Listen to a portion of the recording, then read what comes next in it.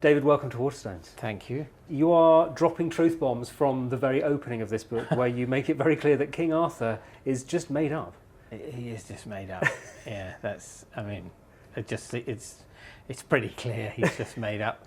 A lot of people talk about who, there must be something in it because people have talked about King Arthur. So there's so much written about King Arthur, so much, so surely that's based on something.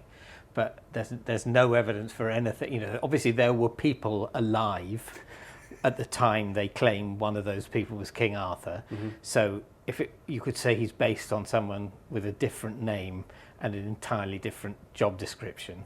But then, on what level is that existing? That's just someone different. Yeah.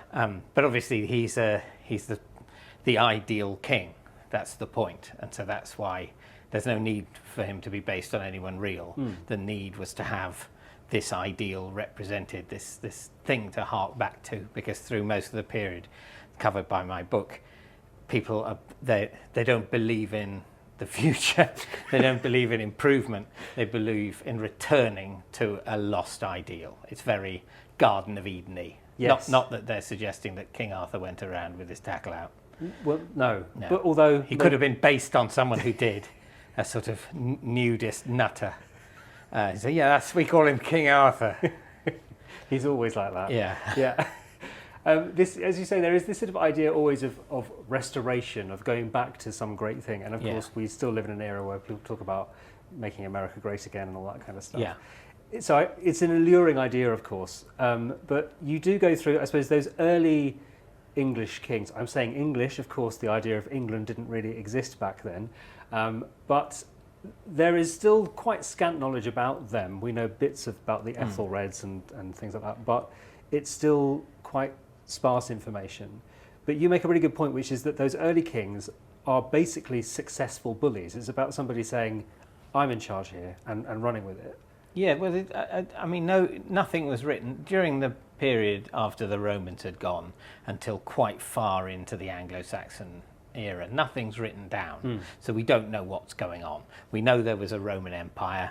We know that was written down. We know they built a lot of stuff, and then it started to collapse, and the legions went home, and the people who were living in Britain then, who were now referred to as the Romano-British, and gradually morphed into being the Celts, they were, not very prepared for self-government, and the Anglo-Saxon tribes started to arrive and took over. But they didn't take over in any organised way. By the middle of the Anglo-Saxon period, you've got sort of 7 or 8 kingdoms, sometimes referred to as the Anglo-Saxon heptarchy. But it wasn't like they came and set up 7 kingdoms and said, well, I'll have one here, and one day we can name counties after them.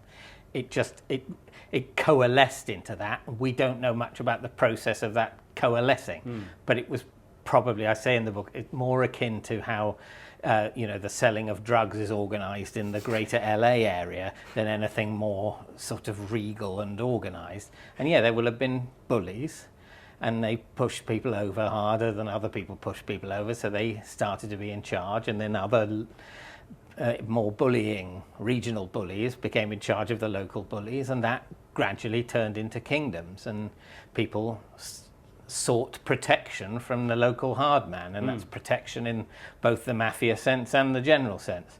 And that's probably where English kingship came from. Obviously there were kings before, the Romans had kings, there are kings in the Bible, but our version of kingship came out of that. And then later, when the Anglo-Saxons had converted to Christianity, they started to use Christianity as a basis for kingship. They started saying they needed to be crowned and anointed, and that God was very much in favour of them being in charge, which is a canny thing to do if you want to stay in charge. Say, there's a huge omnipotent supreme being, and he's on my side. Yeah. But it started with fights, fights in the mud. I mean, a big fight, I suppose, is what a lot of people will alight on at school as being the sort of, I suppose, the foundation of what we think of as the monarchy, which is 1066, the Battle of Hastings, and that sort of stuff. It's an incredibly important event for many of those reasons, but you will know far more about this than I do. So why was 1066 so important? Well, it changed the people who ran the country. It came at what turned out to be the end of what we call the Anglo-Saxon era, and the Anglo-Saxons hadn't had an easy ride. They'd had to deal with the Vikings, but they pretty much sort of had dealt with the Vikings, and the Kingdom of England grew out of the Anglo-Saxon response to the Vikings, and their heptarchy was overthrown really. But then they got together, and by 1066 there you've got England with an Anglo-Saxon king, an Anglo-Saxon monarchy, super sorted. But then William the Conqueror invaded, and he wasn't called that then, so they didn't know that they needed to worry. And he took over, and he really took over. He claimed to be the legitimate king. He claimed that Edward the Confessor, who was the king before Harold of Hastings, had said he can be king. We don't know if he'd said that. He might have done. But whether he did or not, William did something that Edward didn't have in mind, which is entirely replace the Anglo-Saxon ruling class. So it's a big change. Everyone who's in charge of anything, so anyone who we might have heard of now, because obviously most people leave no records at that time, is essentially dead or out of a job or driven out, and a new aristocracy and monarchy of people who are themselves descended from Vikings but have been living in France for several hundred years. They're in charge, and they're speaking French, and everyone running England spoke French for hundreds of years. And most of the people, the people farming the land, they didn't speak French. No. But anyone with any power spoke French.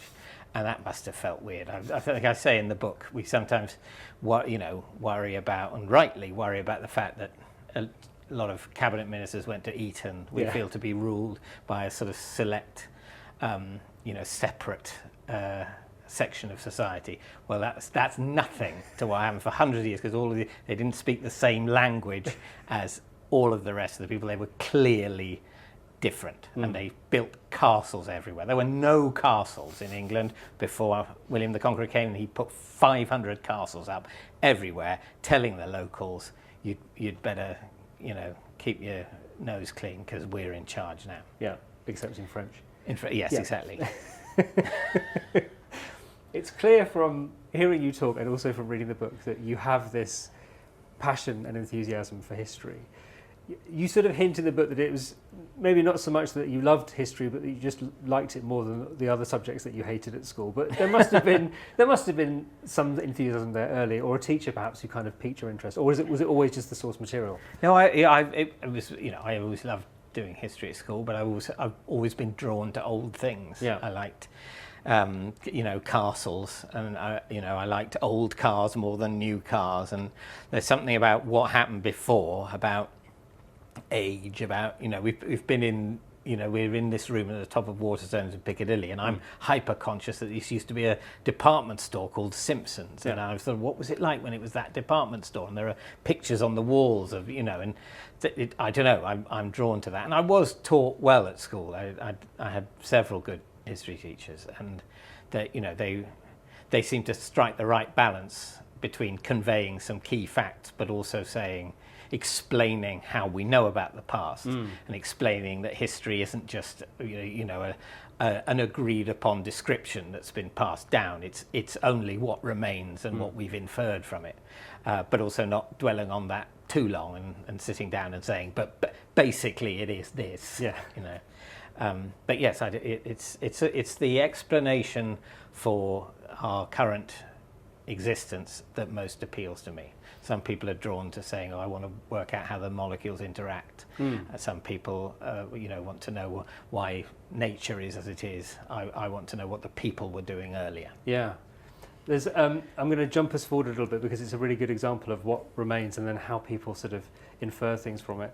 Magna Carta, obviously a hugely important moment. With the sort of successful bullies that we've mentioned, taking power, Magna Carta is, I suppose, a check on that power, and the beginning of what we now know of as being sort of Parliament and sort of some kind of representation. And it's important because you have these two things, which is, one is this idea of the royal succession, which of course didn't exist initially. It's an idea that came along. But you point out that if you have this succession, especially by primogeniture, you it gives you stability, so that when one king dies, you know what's happening next. There's not a big civil war, there's not a big battle about it. And then with Magna Carta and Parliament, you also have this kind of check on that power, which is that you hopefully will avoid tyranny if there are people who are there to sort of control. So that's why Magna Carta is so important. Yes, I mean, because it's the Anglo-Saxons were in the late period of their kingship. They didn't have a line of succession. They didn't have primogeniture. They had royal families, but a king would have lots of children, and they'd have a bit of a fight when the king died about who'd be king next. And those bits of a fight were a problem.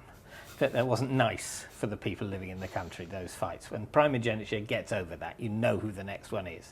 But the downside is it could be someone entirely unfit for the job. And the Anglo-Saxon system, you did tend to get a more competent person emerging from that horrible fight. So King John, who was the king when Magna Carta happened, he was very much unfit for the job. And yet he was king he was crowned, and it was arguable whether he was king by primogeniture, but by the time of Magna Carta, it wasn't arguable because he had personally murdered the other claimant. So, that's dealt with. But the barons are thinking, there's no doubt he is the king, but he doesn't seem to be very nice or good at it, this is intolerable. And they really were scratching around, what do? You're supposed to obey your anointed king. That's what God wants. And by this stage, the whole gangs bullying thing from centuries earlier is forgotten. The kings believe their own hype. They think they're a little bit holy and should be in charge. And so do the barons. And Magna Carta is this awkward way of sort of saying, yes, you are the king, but maybe you should govern within certain boundaries, and the laws you make should also apply to you. And we're very, very proud of it now as at the beginning of liberty and all that. But it's a colossal fudge. It's a sign that the system that they've come to believe in of divine providence, essentially, isn't working. And if you've believed in divine providence and then divine providence stops working, that's incredibly destabilizing. It's like losing your mobile phone. Surely not that bad. Yeah, exactly. You know how you lose your mobile phone and you feel like the world's all wrong? Yeah, that's how they will have felt. And Magna Carta came out of that. And it didn't work at all in the short term, but it was the beginning of a structure that reigns in kingship, and the next phase was Parliament. There were several drafts, of course, of Magna Carta. There were different versions of it, and one of the things you point out, I remember this during lockdown, there were some people who were stomping around saying that they didn't have to wear masks or obey the Queen or something because they were under the charge of the barons and they were respecting Magna Carta or something like that. Yes. And as you point out, that's wrong on so many levels. It was in one draft, it only applied to the barons, and was never law in any case at any time. Yeah. So yes, it was a clause of Magna Carta that only exists in the first version that was officially repudiated several weeks later. Yeah. And the version that later went onto the statute book didn't include it. And yes, it only applied to barons, not everyone. But also it wasn't. So it was a sort of ridiculous scratching around for an excuse to disobey the law. There's quite a lot of it at the moment. There's a lot of people who think they'll find a law that was in existence several hundred years ago that means that they don't have to do something that everybody else accepts that they have to do for the greater good. Yes. No. Yes. I think the law. I mean, the law of in this country is weird in a way. It's not codified. There's all sorts of things on the statute book, but in general, it's pretty clear. Each Act of Parliament wipes out previous ones that contradict it, and you can't. But well done for having a go. It's a good effort. It's a good effort. Without wanting to ping around too much in history, but I'm going to sort of jump forward. I have a real fascination with the Wars of the Roses, but that mainly actually comes from reading the plays of Shakespeare that deal with that period, which of course aren't historically accurate. They're dramatically fantastic. Yeah. But it's an amazing period because there are this idea of these sort of two battling houses, and then we've got Richard III, who's a fantastic baddie, and all the rest of it. But even without that sort of drama in the plays, it was a very tumultuous time in real history. Yes, and it's so much of it comes from because of the decline in belief in the office of king and this stability that comes from primogeniture, which is the massive upside, and then some of the people who are then king is the massive downside. But that's all been weakened, really, and the point it gets first point when it gets weakened is when Richard II, who is a terrible king but is undoubtedly the legitimate king, they just can't bear him, and he gets usurped, he gets replaced, and Henry IV comes in, who isn't the rightful next king, but when he takes over, Richard II is still alive, and people are uncomfortable with that, so Richard II has to be induced into not being alive, and it's not clear how that happened, and nobody wants to kill an anointed king, so he was probably starved, which isn't, is a bit bleak. They probably said, well, I'm not gonna chop his head off, but I tell you what, let's just lock the door and walk away. And so that's how he died. And then Henry IV, and then people still thought he was alive for ages, and Henry IV had to show everyone the body, but from then on, really, something has been weakened. So you then have Henry IV, who just about keeps it together for his reign, despite several rebellions, mainly from the people who supported his initial taking over, which is another thing. If you support a usurper, you expect the usurper to do everything you want. You're a major investor and you want the profits. So he just about hung on. Then his son, Henry V, he's a very capable king, great at war, brutal man. But anyway, so that's fine for a bit. But then he dies of dysentery quite suddenly, and then his not even toddler of a child, 9-month-old child who he's never met, is then supposedly king of both England and France. And then things really start to unravel, because unfortunately that king, when he reaches adulthood, becomes no more competent as a ruler than he was at the age of 9 months. And so the belief in this new royal house of Lancaster that has sort of started to bed in because Henry V is so great, is then whittled away through Henry VI's long reign, and that descends into the Wars of the Roses with a rival claimant from a different branch of the same Plantagenet family. But that couldn't have happened, really. Even the incompetence of Henry VI wouldn't probably have been enough if it hadn't been for this decision that was taken in the reign of Richard II, and they never get it back. And that's, in a way, as important a building block of our modern democracy as Magna Carta or Parliament, just the fact that you do a couple of usurpations and you can't really believe that the king is the king in the same way again. So when the Tudors come in, I mean, they've got, as I said in the book, they've got a bit of royal blood, but so is Josh Widdicombe. They're not in any way supposed to be the kings, and yet they kind of say, well, we are, so, deal with it. I hope you haven't just given Josh Widdicombe some ideas about what he could... There'll be another usurpation that none of us are ready for. You mentioned there Richard II, and going back to Shakespeare, he has this amazing speech where he talks about kingship. And as you say in the book, it's far better than anything he ever did as king. And in fact, it's really interesting because in deciding where to finish this book, you do sort of finish it when we get to the era of Shakespeare.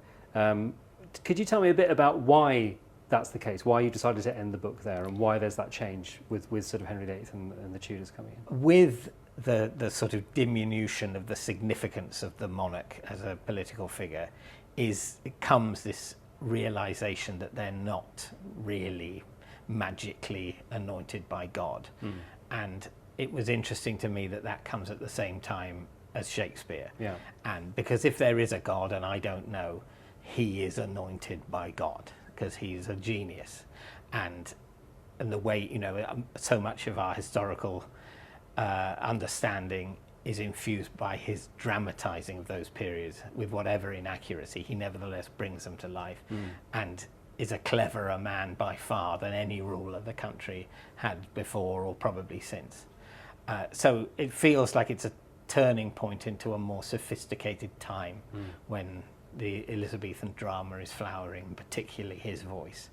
And that speech that he writes for Richard II sort of sums up the paradox of kingship, so much better than anyone else ever has, and certainly than any king ever really could. Sort of think, well, that's a full stop on this era of government. If you don't mind, I'm going to bring us right up to the present day, because of course we've had quite a lot of focus on the British royal family in recent years with the death of the Queen, the crowning of King Charles. And I suppose particularly where we are right now, in Piccadilly, there's been this sort of huge pageantry and flags flying everywhere, and it sort of brings into focus this idea of why we still have a royal family, given that we all accept that they're not anointed by God and all that sort of stuff. Why do you think they endure? And if it's not too big a question, how much longer do you think they will endure?